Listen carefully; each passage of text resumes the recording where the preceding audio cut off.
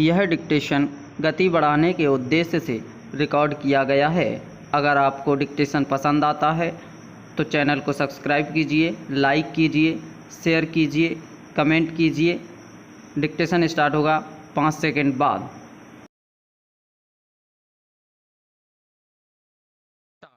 सभापति महोदय, वित्त मंत्री जी ने सदन के सामने जो वित्त विधेयक प्रस्तुत किया है, मैं उसका समर्थन करता हूं। इस बजट का समर्थन केवल मैं ही नहीं बल्कि सारा देश करता है और मैं समझता हूं कि हमारे विरोधी पक्ष के माननीय सदस्य भी अपने दिल से इस वित्त विधेयक का समर्थन करते हैं। पहली बार इस सदन में इस प्रकार का बजट प्रस्तुत किया गया है। हमारे राष्ट्र के प्रधानमंत्री और देश के नौजवान नेता ने हमें नारा दिया है कि हम आने वाले समय में अगली पंचवर्षीय योजना में उत्पादन और रोजगार का अधिक महत्व दें।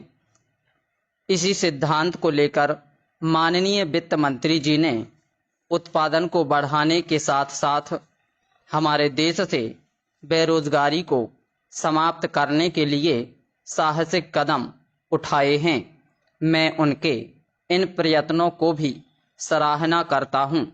हमारे विपक्ष के बहुत से माननीय सदस्यों ने कहा है कि हमारे दल की सरकार जो केंद्र में है वह समाजवाद के लक्ष्य से पीछे हट गई है। मैं उनको बताना चाहता हूं कि यह उनका भ्रम है।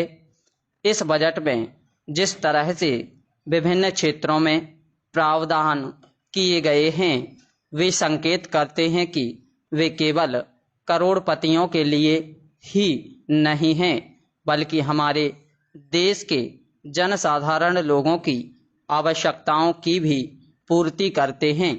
मैं विपक्ष के माननीय सदस्य को बताना चाहता हूं कि पिछले बजट में जो घाटा था और जिन परिस्थितियों में वित्त मंत्री जी ने यह बजट पेश किया था, उसको भी समझ लेने की आवश्यकता है।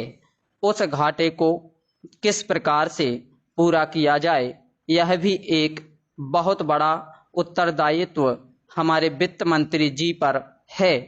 इस बजट में जिस तरह से वित्त मंत्री जी ने बड़े साहसपूर्ण ढंग से इस घाटे को कम किया है, उसके लिए मैं वित्त मंत्री जी को धन्यवाद देना चाहता हूं।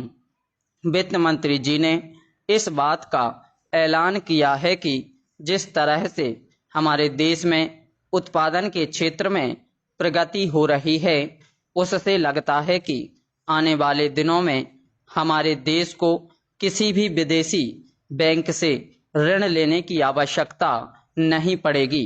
जब हम विदेशी बैंकों से ऋण लेते थे तो विरोधी पक्ष के लोग उसकी आलोचना करते थे, लेकिन अब जब उन्होंने यह घोषणा की है तो हमें उनकी घोषणा का स्वागत करना चाहिए। स्टॉप।